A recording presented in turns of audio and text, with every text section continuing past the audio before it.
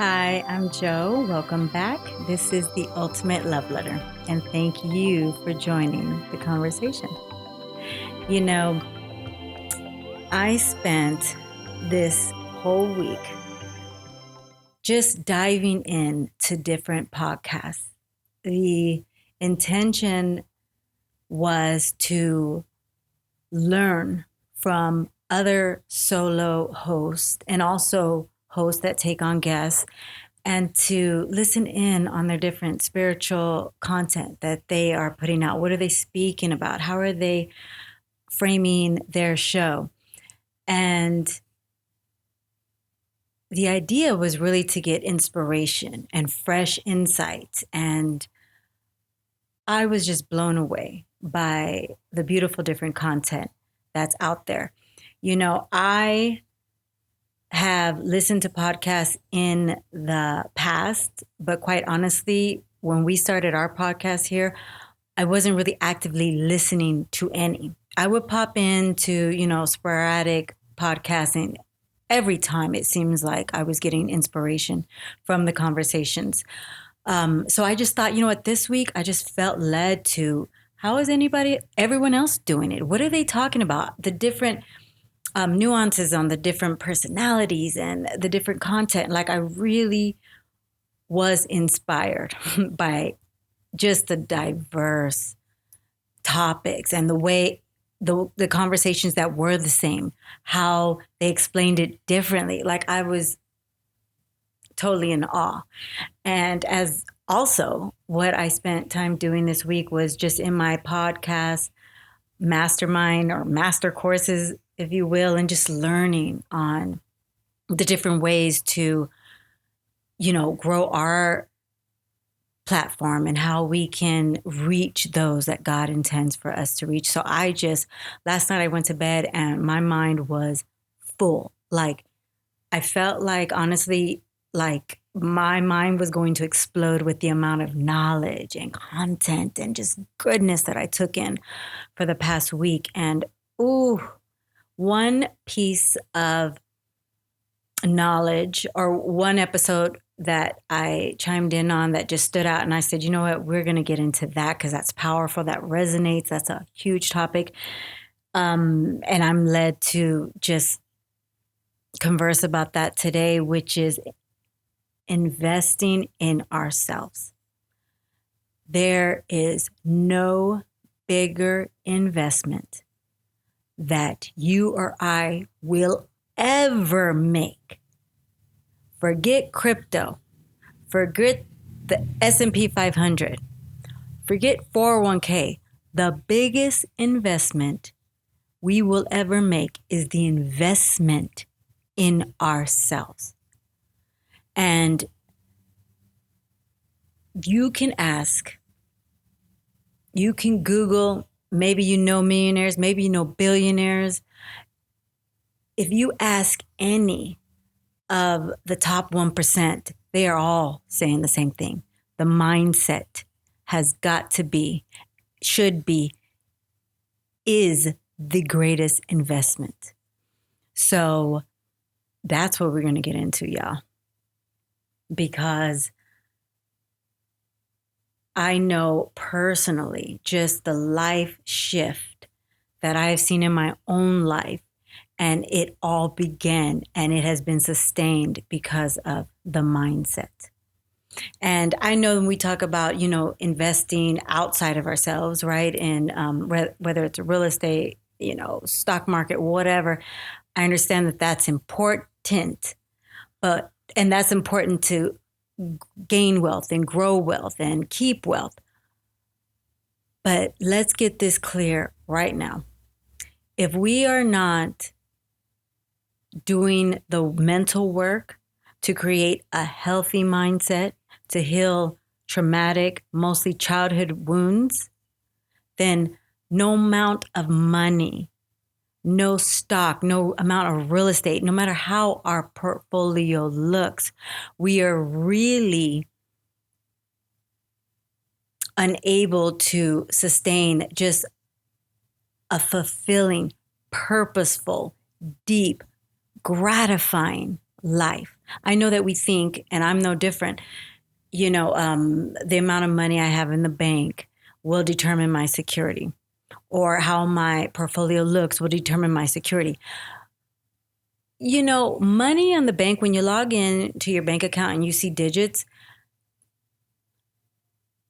that is actually all illusionary. It's illusionary. It's a dollar that is an illusionary amount that's in your bank.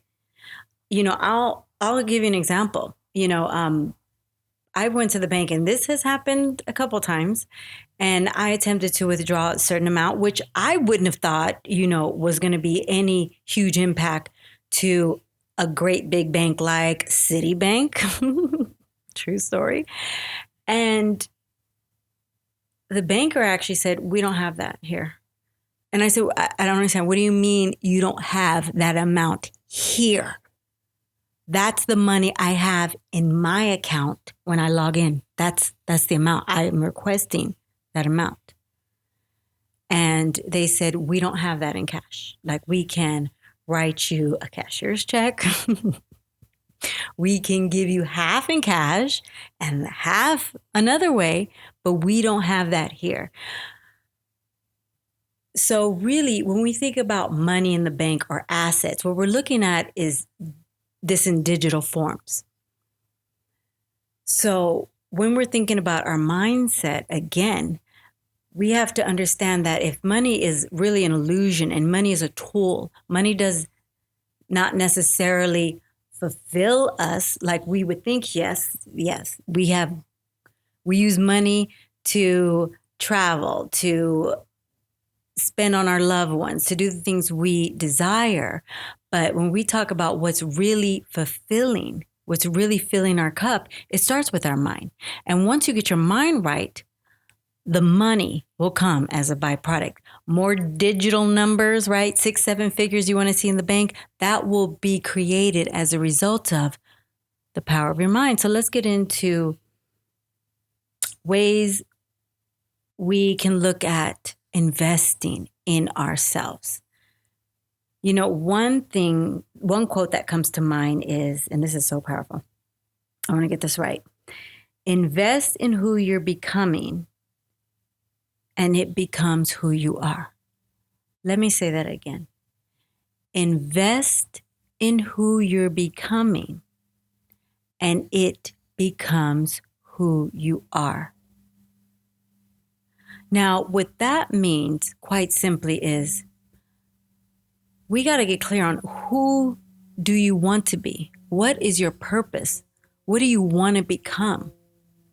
Once we get that clear and we decide, yes, for me, for instance, what do I want to become? A podcaster.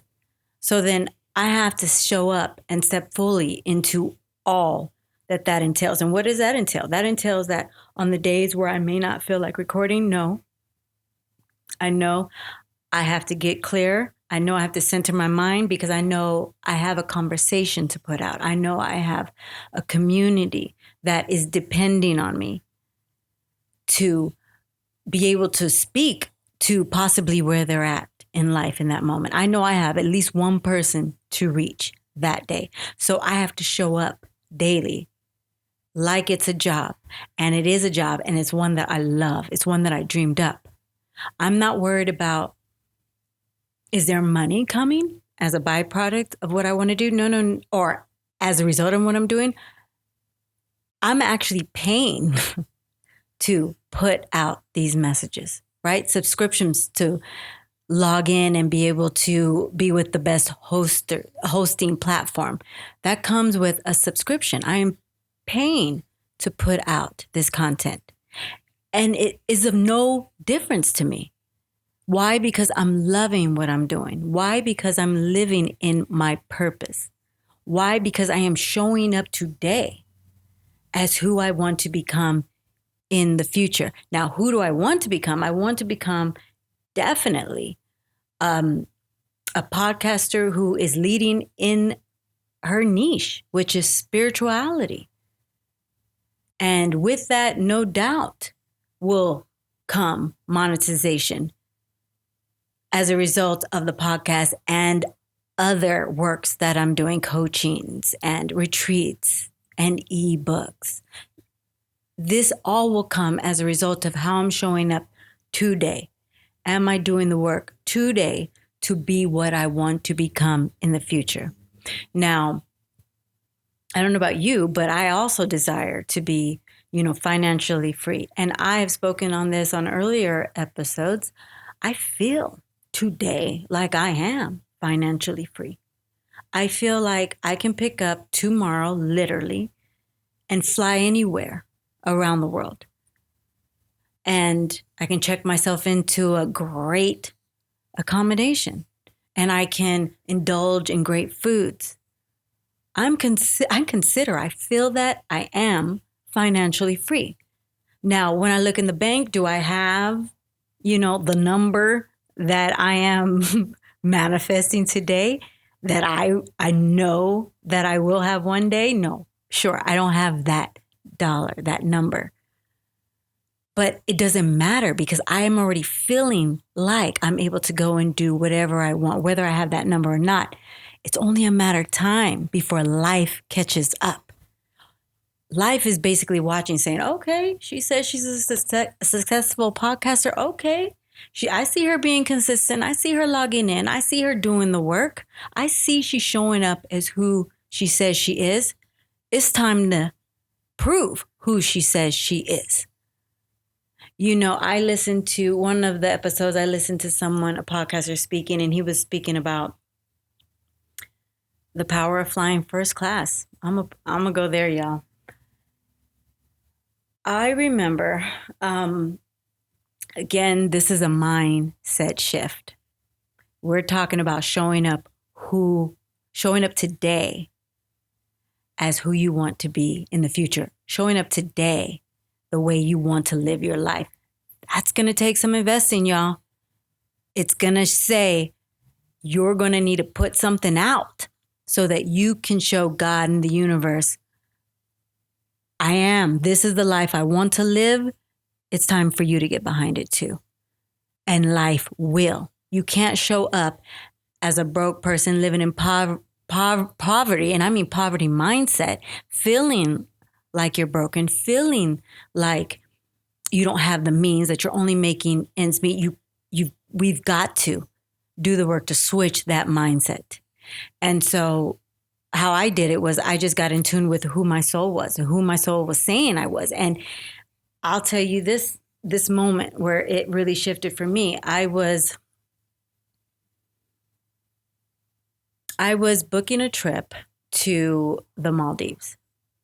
And God led me to the Maldives. I was thinking, with my own little poverty mindset, I was thinking I'll go someplace, like Thailand, whatever. I'm sure that sounded great. And it did. Sounded wonderful. But God said no bigger, Maldives. And at the time, I thought only celebrities, only the super uber rich go to Maldives. But here it was. I heard God telling me, no bigger, no Maldives. And I also heard him telling me, and you're going to book an overwater bungalow, like the grandest accommodation. When I thought about it, as I was looking at, different accommodations and places to stay, and I envisioned Maldives, it's true. I really wouldn't want to experience Maldives any other way. I wouldn't want to go to Maldives and stay in some closed off 1-bedroom standard room facing, the garden. The garden's beautiful. I love the garden. I love the jungle. I've done trips like that as well. But when I'm thinking about Maldives and how I personally wanted to experience it, what did that look like? Well, that definitely looked like an overwater bungalow facing the Indian Ocean. That definitely looked like where I can step off of my deck and go straight into the sea. That definitely looked like a jacuzzi on the balcony of that bungalow. That definitely looked like a luxurious bath in the bathroom. Like that's what I envisioned for myself. And I heard God's gentle whisper saying, and that is how it should be. But here's the thing. It's not like in reality, God said, slid me a check and was like, here you go. Here's 5,000. Go on and book that room. God did not say that. God did not show that. He was certainly saying book it, but he didn't physically, obviously, come and give me the funds where I could see and say, thank you, God, for the money. I'm going to go book that trip now. No, I had to trust what God was telling me. I had to trust what he was saying he had for an experience for me. I had to trust that he was leading me to the Maldives and experience it in this 5-star grand royal way. And so I had to step out in faith. I had to essentially spend the money I had, right? And I had to not worry about, maybe I should lower my standards a little. Maybe I should not book the Overwater bungalow. Or maybe I should book the Overwater bungalow, but maybe I'm facing the pool or the inside, right? Not the best view. Maybe just, the 4-star view, not the 5-star. Again, however we're showing up is how it will be in the future. So do I forever want to be booking the 4-star, not the best view, not the best hotel type of experience? Maldives was actually the very first trip that I took where I said, I'm going to go all out on accommodation. And so I booked beautiful bungalow. To my surprise, it was actually the best bungalow in the resort.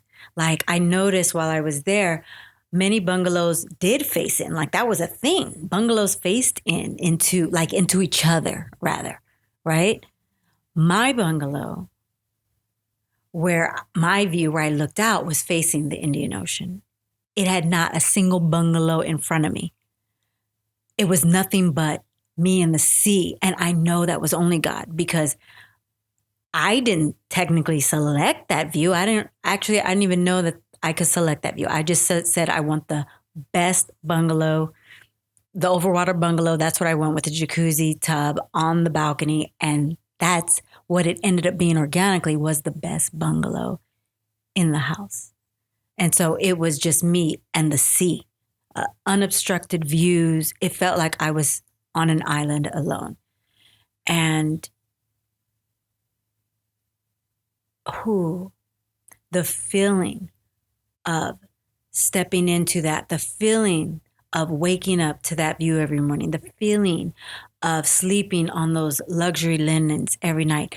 We got to talk about the feeling that we get from these royal, grand, rich experiences.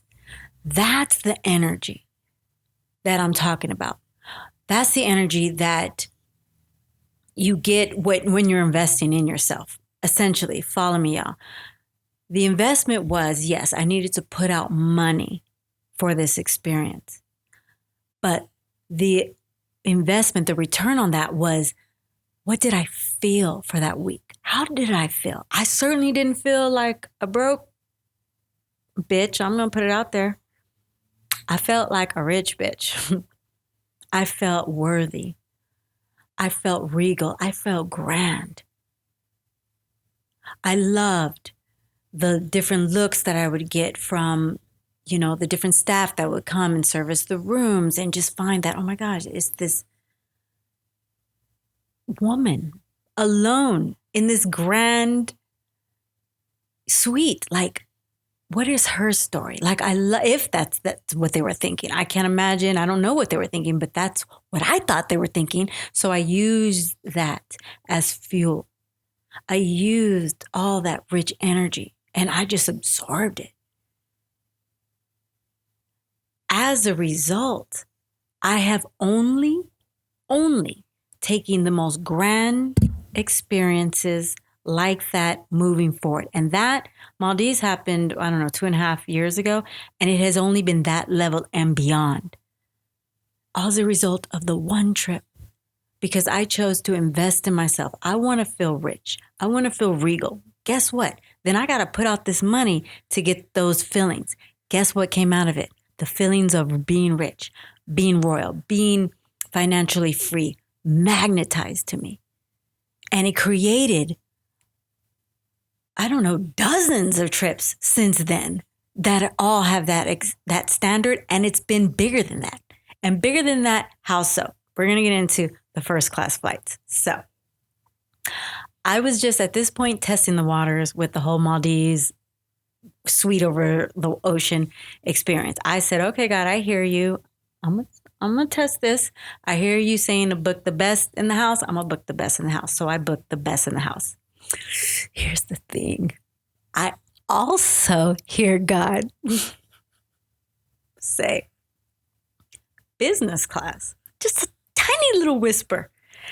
And for me, because I was just newbie, I was just learning to test God in this big way, meaning my finances and testing the thought of letting so much of my finances go on one excursion. I wasn't ready to opt for the whole business class. I wasn't trusting that much yet. I was, I'm testing the water. I'm dipping my toe in the water. I was thinking Thailand and a little $50 a night Airbnb. You told me Maldives in a $500 a night bungalow. It's a big leap of faith that I took. But you talking about first class? I ain't ready for all that. That's literally the conversation. But here was the compromise. I said, okay, God, I won't do business class this time. But I will do something I've never done, which is I will upgrade my seats. I'm going to tell you, at this point, I had never selected my seats. Just give me the base amount in coach. You select my seat. I don't care where I'm sitting. I'll deal with it. Although I'm an aisle girl, I don't like the window. I don't like the middle, but I'm thinking, give me the bottom seats. I don't care. I'm going to Maldives. I'll take it. That was my thinking up until then. But on this trip, I made a compromise. I said, okay, God, I'm not going to do business class, but I will upgrade my seats to sit right behind business class in coach. And I will actually select my seat, which was the aisle. And my intention was that I wanted to get just close enough to business so that I can take in the energy of business, so that I can see what was going on in business. Maybe I would be so close to the business class that I would be able to sneak into the restroom. And I did. I'm going there. Here's my journey and how I found and how God changed me with that one little trip. Book my coach seats. I'm waiting in the, waiting area at the gate, like all of us in coach, right? And I'm waiting to board my flight. I am sitting next to a woman in the waiting area who is eating something and she's just throwing all her trash around the floor in front of herself, around herself, leaving it on the table. She drank a water bottle, left the water there, crumpled up tissue papers were there. She was eating some kind of granola bar, left the trash on the floor. I was horrified because, I'm really big on recycle and I don't use water bottles and trash and I don't care about the environment. So it says a lot about a person, in my opinion, that just has no regard for our environment and leaving trash like in this manner. But anyway, so I saw that. That was my first ew. I don't resonate with these people. And I mean these people as in when I'm in coach, I am sitting, in the waiting room like everyone else. But guess what? Those in business class aren't sitting there. You know where they're sitting. They are in the exclusive lounge. I don't know if I really understood that at that time, But we're getting into the story when I realized that's what was happening. So I board the flight, and to my horror, the woman who I was sitting out with in the waiting room is right across the aisle from me. Right across the aisle from me. So now she's basically my neighbor. And everything I saw her do in the lobby, on the ground, she was doing in the air. Like it was like a dust cloud of just debris that was all over this woman. It was terrible. Her underneath her seat, all in the aisle, was just trash from her. It made me very uncomfortable. As I look up to business class, who is right in front of me, I did get a little wind, a little energy of what was going on in business class. What I saw with my third eye, I saw this. As we were still waiting to like figuring out our seat assignments and putting luggage, above our head, and we were scrambling around, I looked in business class. They were already seated comfortably, shoes off, slippers on. Cocktails, different colored cocktails were being served. A chef came out with a top hat and a leather-bound menu showing everybody what they were having that on flight. And I looked back to the chaos in Coach. And this woman across from me, the filth of just everything she was doing, to herself and to everybody around. And that's when I actually noticed, okay, God, these are no longer my people. I am no longer a Coach girl on international flights. I do fly Coach. I do. But I made it a point after that. I say, God, I hear you. I see, God. You are telling me, you are showing me that I am royal. You are showing me that I am abundant. You are showing me that I deserve the best experiences, that I no longer relate to a poverty mindset. I no longer relate to, I should hoard and hold on to this money because it could go away and I should not splurge an extra whatever, $2,000 to fly in the most luxurious, comfortable way filled with flowing champagne and fine meals and a bed and a comforter and robes and slippers. I shouldn't have that experience because of the quote unquote dollars in the bank that I don't trust that I can always, actually you, God, can always replenish that. That was the moment I said enough was enough. I'm worthy of the first class experience. I'm worthy of the elevated flights. And I am in that moment, as I'm investing in those flights, I'm investing in what it feels like to feel abundant, wealthy, financially free. And again, in good measure, I'm not recommending you break the bank. You do this as you're able to. And maybe you're saying to yourself, oh, I'm unable to. Okay, well, if you're not able to at this moment, can you change your mindset to where you're beginning to feel wealthy, making other little small changes in your life that serve your highest self as far as you're feeling wealthy? Maybe you're going to a restaurant and you're not ordering the chicken. Maybe you're going to a restaurant and you're splurging for, I'm not going to say any kind of seafood because I leave the fish in the ocean, but maybe you're splurging for a higher class menu item, a higher class, higher amount menu item, something that's more exquisite, and you're not so concerned with the numbers. Because what you'll find, what you do, you're investing in the feeling of feeling rich. And when you do that, life will give you more experiences that make you feel rich in magical ways. That was the last flight I ever took in Coach on an international flight. And I can tell you, I honestly don't know how I did it. All I know is I made the decision at that time, I am not flying international in Coach ever again. And the moment I made that decision and I booked my first business class flight, Oh my God. It is night and day. It is business class is not overrated, y'all. I'm going to just put it out there. It is not. You, for one, get access to the best lounges. Here's another thing.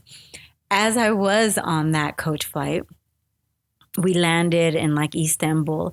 And I remember looking up as I was waiting in the waiting room, like everybody else in coach. And I remember looking up and I saw people sitting on these leather couches and they were on their laptops and they were sipping champagne and they were kind of like, looking down at everybody at the bottom, right? Because they were in this beautiful balcony restaurant. And I said, I want to go up there. I want to have a meal up there. So I went around, found the escalator to the top. And as I got to the top, the woman said, ticket, please. And I said, I'm sorry, ticket? And she says, oh yeah, this is business class lounge. And then in that moment, it hit me like, oh my goodness.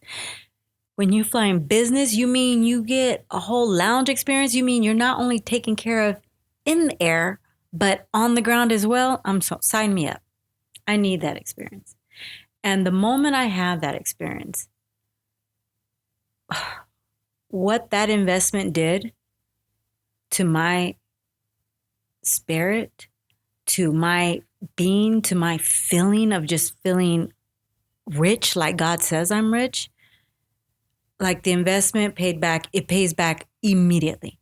Like when you arrive to the airport and you don't have to stand in that long line with like 100 people and you get the red carpet treatment to check in and to check your bags in first. Then you go into the lounge and you're able to sip champagne and have a nice meal, maybe turn up before your flight. Then you board first. You slip off your shoes. You slip into pajamas. You turn on a TV. You offer champagne and the best wines. And you hear the chaos. You really don't hear it, but you know there's chaos going on in coach. And you're already relaxed. Then to be able to just sleep and have, wake up at 3 a.m. and you're still in flight and request anything that you want and it just be brought to you. That experience is the experience and the way I want to live for the rest of my life. And me just simply purchasing that experience one time, it has now just become the experience that I'm gifted now every time. And God gifts it. Life shows up when you show up as who you say you are, but it's going to take your investment first. You are going to have to invest in who you're becoming so that you can become who you are. So if I'm a woman who says I fly business class on all international flights, I stay in the 5-star resorts, I go on the best tours, I eat the best foods, what are you really saying? What you're really saying is there's no end in this. You're showing up in your greatness. You're saying this is the experience I'm going to have for the rest of my life. And guess what? All it takes is that one time. You book that one high first class flight. You book that 5-star accommodation. You go all in and you don't worry about where the money is going to go and when it's going to come back. Before you know it, that money has come back and you're off on the next experience and the next excursion and it doesn't end. Why? Because you invested in yourself in that moment.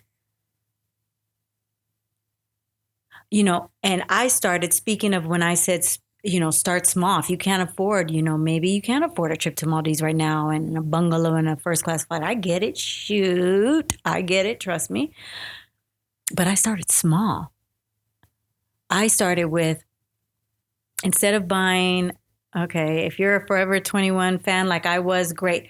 But instead of buying 20 Forever 21 little, fast fashion cheap dresses, I would go to Nordstrom's and buy maybe a $150 dress. How did that feel on my skin compared to the $10 dresses? The $150 satin dresses just felt luxurious. The feeling of that elevated fabric on my body just made me feel abundant. It made me realize who I am. And that energy that you feel when you're feeling rich is like a magnet, is drawing back to you. Same like when you squeeze into an $8 dress from Forever 21, how does that make you feel? Does it make you feel like you've been bargain hunting? Does it make you feel maybe kind of like cheap? Does it make you feel royal?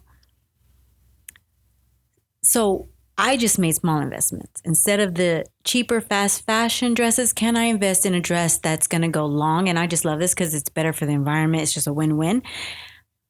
Can I invest in a dress that's going to be a higher quality, meaning it's going to last me many years, better fabric, it's going to make me feel like who I'm telling God I am. Same with my shoes. Can I invest in a good pair of heels? And I'm not saying I'm not materialistic by any means, but those items that I do have, can I make them the highest quality so that I can draw from it? The investment was I paid $200 for a pair of heels. The return was that I feel rich, I feel healthy, I feel wealthy, I feel financially free. A result is God and the universe is listening and saying, oh, this is who you say you are now. We're behind you. We're going to support this because you're showing up as who you want to be in the future. So we support that. Either way you want to show up. If you want to continue in the poverty mindset of shopping at Shein, oh God, God bless Shein to go away. It's terrible for the environment. That's another topic. But if you want to invest in those cheap, fast fashion clothing and just wear that cheap shit, how does that make you feel? Yeah, sure. They're cute. I get it. I see them. I'll be like, ooh, that dress is hot, but it's from Shein. I don't support.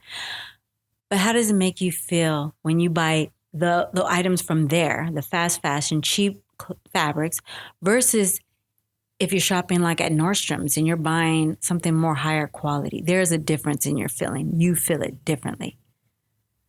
I feel it different when I'm wearing a pair of heels that's killing my feet versus a pair of strappy heels that I'm comfortable in, that are made of vegan leather, that are handmade, that took time to get to me. It was no fast fashion.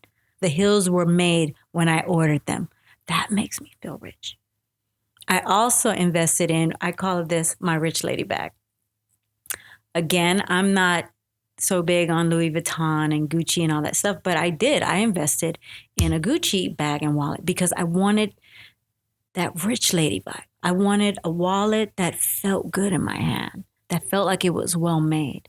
Forget the name brand. It just so happens that the best of the best was those name brands that you and I recommend or recall or we recognize, like Gucci. But I really wanted the feeling. I wasn't trying to look like a certain thing. I wasn't trying to show the world like, oh, look, I can afford a Gucci wallet. No, I was doing it 100% for the investment of myself. I carry my wallet.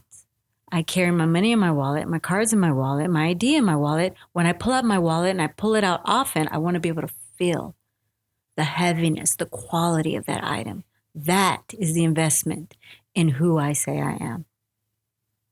And as a result of me buying this, I don't know, it was like a $900 wallet. What have I created with that energy? It cost me $900 to buy this wallet. I got back tremendous amounts of experience, of goodness, of just adventure as a result of the energy that came back to me because I showed up as a rich, financially free person willing to invest something into the feeling of being rich and financially free. Okay, so I'm going to close with that. And I'm going to leave you again with a quote: invest in who you're becoming and you will become who you are. Who are you? Who do you say you are? Are you showing up as that person every single day? And if not, where can you begin to tell God and the universe, your highest self, your spirit, your soul, whatever you call it? How can you communicate that you are this person today? I'll tell you how you communicate. You got to show up as that person right now. Don't be afraid, because God, the universe, your highest self will provide.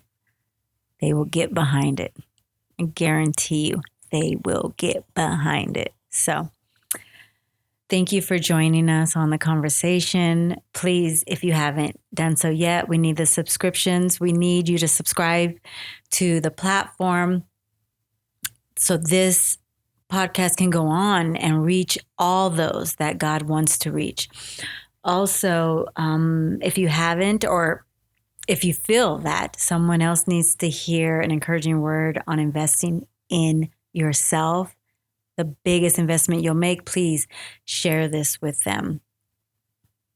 I am opening up coachings. They are open, actually.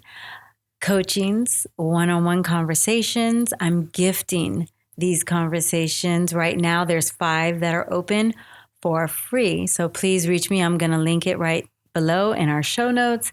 So please check that out and reach me if I can be of assistance in any way. I am here to serve. How can I serve you? Until next time, love yourself and love others. We'll chat again soon. Bye for now.